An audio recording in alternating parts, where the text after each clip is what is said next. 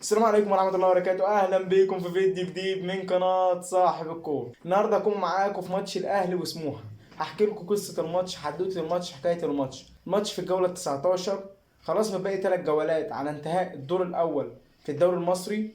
الأهلي داخل الماتش ده بهدف إن هو يحاول يفوز على سموحة، عقبة من العقبات الصعبة في طريقه لتحقيق اللقب. الأهلي عايز يستمر في المنافسة، وسموحة في نفس الوقت مع الكابتن احمد عبد العزيز في المركز الثامن ومقدمين موسم هايل جدا. هحكي لك الماتش وهكلمك عن الماتش كتير قوي، بس قبل ما نتكلم في اي حاجه وقبل ما نقول اي حاجه، هات خربوش الشاي بتاعك الجميل وتعالى لي يا عم. تعالى نقول اول حاجه ونبدا بيها التشكيل. اقول لك التشكيل وتقول لي رايك واقول لك رايي. بدا بمصطفى شوبير في حراسه المرمى. مصطفى شوبير في حراسه المرمى لان مصطفى شوبير بقاله كتير قوي اعلى من الشناوي، مقدم اداء ومستويات عاليه. حارس برجليه اعلى من الشناوي، حارس بقاله كتير قوي في ماتشات افريقيا ما بيدخلش فيه اي اهداف، حارس عنده ثقه في نفسه. دي كلها مميزات بتدي لشوبير الافضليه على الشناوي. هنيجي بقى لخط الدفاع. محمد هاني بدأ بياسين مرعي، بدأ ببيكهام، بيوسف بالعمر. رأيي ايه في خط الدفاع؟ طلع ياسر ابراهيم بسبب الايقاف 3 انذارات، وبدأ بنفس التشكيله الطبيعيه بتاعت الاهلي. في خط الوسط بقى عندك اليو ديانج، ولعب مروان عطيه، ولعب محمد علي بن رمضان. انا بالنسبه لي محمد علي بن رمضان ما كانش يلعب هنا، بس هاجي لك قدام بعد ما احكي لك خط الهجوم واقول لك كان ايه المفروض يحصل. خط الهجوم لعب بامام عاشور وبن شرقي ومروان عثمان اوتاج. انا كان وجهه نظري بدل ما اخد امام عاشور الناحيه الشمال، طب ما انا اجيب امام عاشور لوسط الملعب واكون استفدت. اما انا اجي اخيرك بين امام عاشور ومحمد علي بن رمضان، مين اعلى؟ اكيد امام عاشور. يبقى انا استفيد من امام عاشور في مركزه بنسبه 100% في وسط الملعب، لعيب اضافه قويه جدا. ومحمد علي بن رمضان لو عايز اجرب حاجه اجربها من محمد علي بن رمضان، اللي هو اللعيب الاقل عندي في وسط الملعب. ولعب بوتاكا، تشكيله بتدل ان سروب ما عندوش ثقه ولا في طاهر ولا في حسين الشحات. ان انا اكون عندي 2 اجنحه قاعدين بره وبلعب امام عاشور في الطرف الشمال. بعدين حاجه مجنونه بقى من المدرب ده، المدرب الدنماركي ده مش مفهوم. ليه بقى؟ انا عندي امام عاشور لعب في الزمالك جناح شمال، ولعب في الوداد فيرود وجناح شمال. يوم ما اجي العبه ما العبوش في جناح الشمال، العبه فيرود، انقله من الجناح الشمال العبه جناح يمين. ده انت يا جدع بتنقصه 60 70% من مستواه، ده انت مجنون يا راجل. ده غير ان انت شكل الاهلي، انت ما تعرفش الاهلي بيبدا الماتش ازاي. ماتش الاهلي يبدا بضغط عالي، ماتش بص تلاقيه بيلعب دفاع وسط ملعب، انت ما تعرفش ايه شكل الاهلي ملوش شكل واضح ولا نوايا هجوميه واضحه، ما تفهمش فيه ايه، مش مثبت تشكيل. ده هنجيله بعدين تروب ده في اخر الفيديو. بس بقى تعالى احكي لك بقى الماتش مشي ازاي. الماتش مشي اول ثلث ساعه ولا فرصه لاي فرقه. ليه بقى؟ لان سموحه قفلت نص الملعب قفله ضبه ومفتاح. ليه بقى قفلوه؟ بمين؟ بعمرو السيسي وامادو با.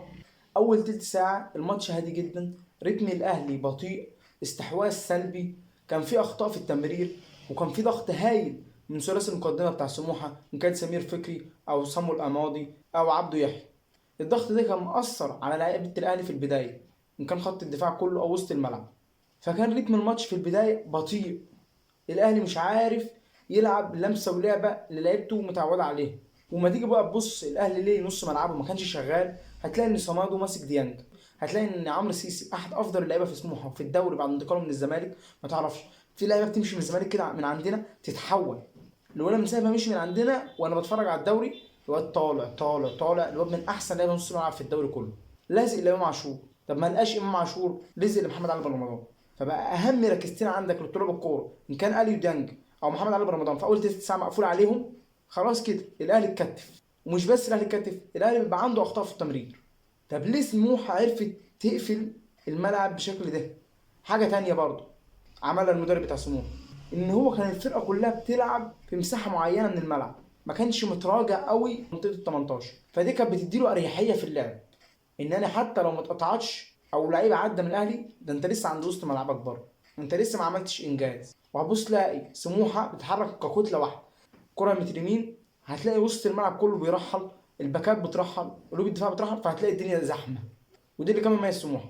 هتلاقي الاهلي بدا يحاول بالركنيات، في ركنيتين رفعهم اشرف بن شرقي، واحده طلع معاه اتعامل مع الحارس بكل سهوله، واحده تانية وحشه جدا.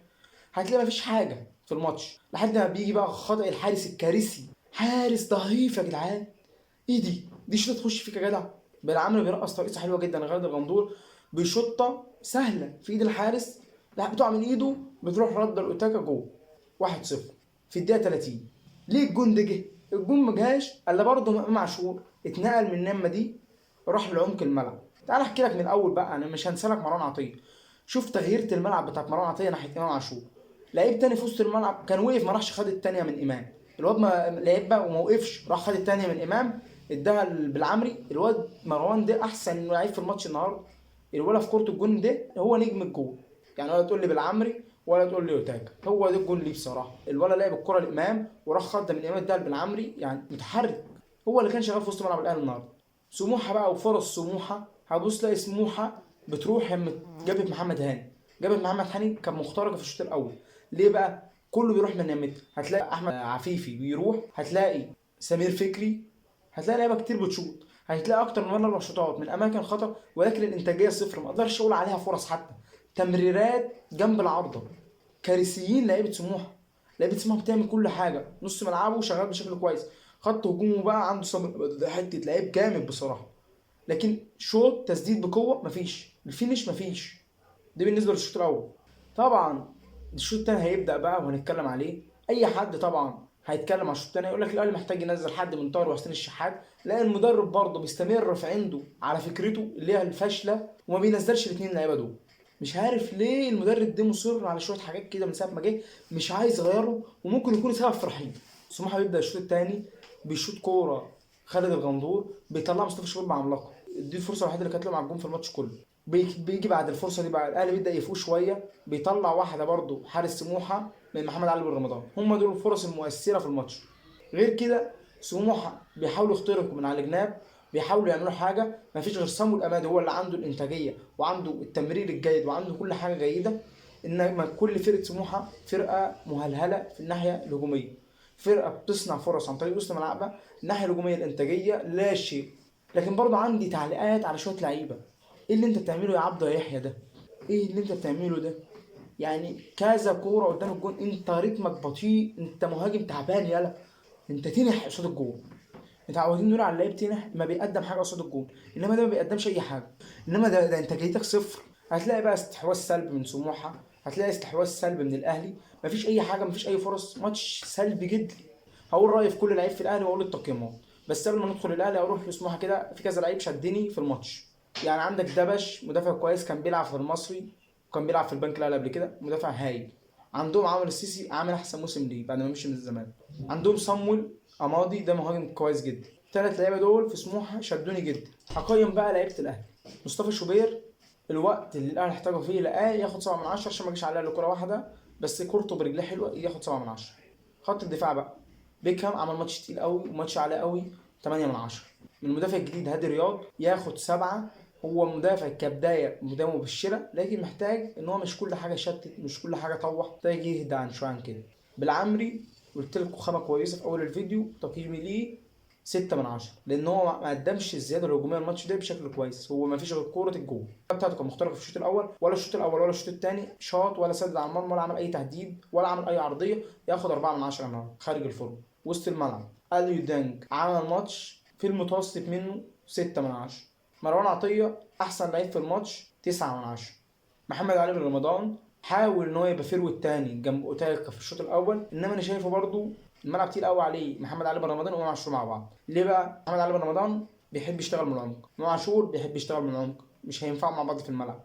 5 من 10. وانا بشوف ان اللعيب ده اصلا من ساعه ما جه الاهلي وهو مش عاجبني بصراحه. يعني مش هو ده محمد علي بن رمضان بتاع الترجي. الهجوم بقى، بن شرقي الحمد لله ان احنا ما جبناهوش، 3 من 10. بن شرقي ده لما كان عندنا كنت بعشقه في نادي الزمالك. امام اول نص ساعه ما جاش الماتش.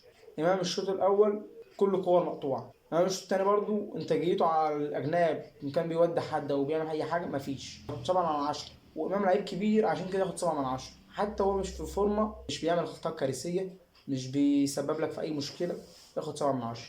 الفيرود عثمان اوتاكا 7 من 10 عشان جاب الجون. هو الفيرود ياخد معايا 7 من 10 لما يجيب جون، ما يقلش عن كده، بس انا مش مقتنع بيه لسه برضه، ولسه عند رايي ان هو مش هينجح. دي بقى بالنسبه لماتش الاهلي وسموحه. ما تنساش اللايك والاشتراك وتفعل زر الجرس عشان يوصلك كل جديد. في الختام سلام.